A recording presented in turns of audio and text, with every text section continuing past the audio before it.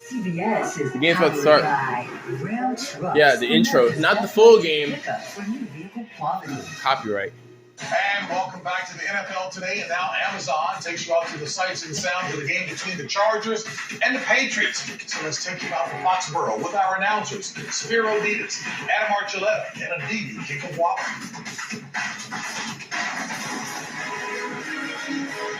JB here in Foxborough. The weather probably matches the current mood of these Patriots fans.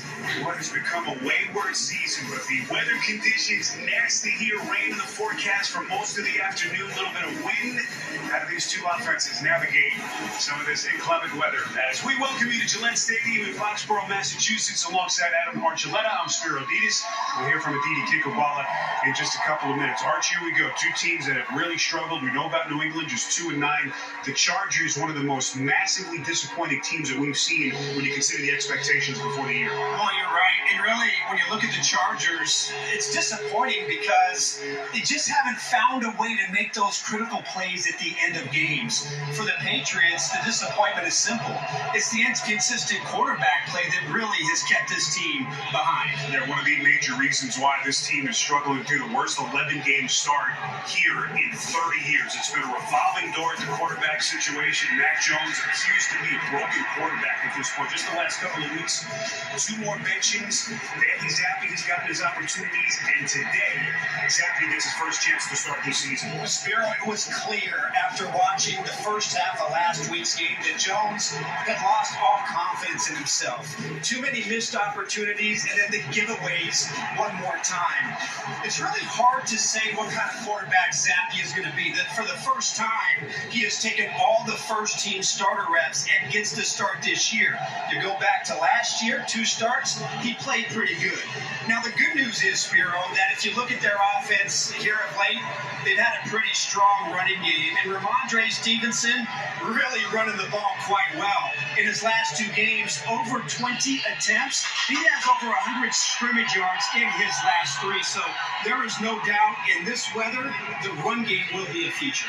Meantime, it's been a long year for Brandon Staley and the Chargers. Remember, they stumbled out of the gates, losing 4 of their first 6. Then they fought their way back to 500, but their defeat last week to the Ravens was their 3rd straight, and so they're basically in a must-win to keep their dimming playoff hopes alive, and it just seems like there's so much on the shoulders of Justin Herbert.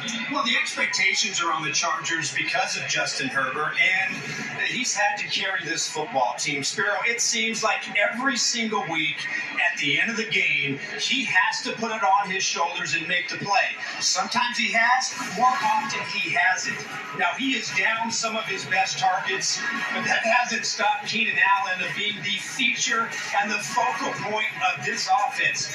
Spiro, he is 31 years old, but playing at the top of his game. He's coming off a 14-catch game against the Ravens last week, and in their last 3, 46 targets. I would imagine he will be a big feature again in this game for Justin Herbert.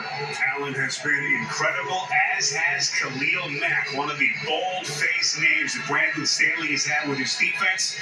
The newly minted Defensive Player of the Month, as Mack has been on an absolute tear with his 6 sacks over their last 4 games. They'll need a lot of that in this kind of weather with their defense.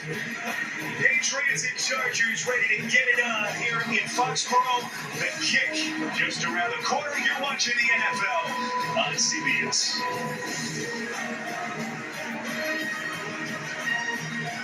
It's the news we've been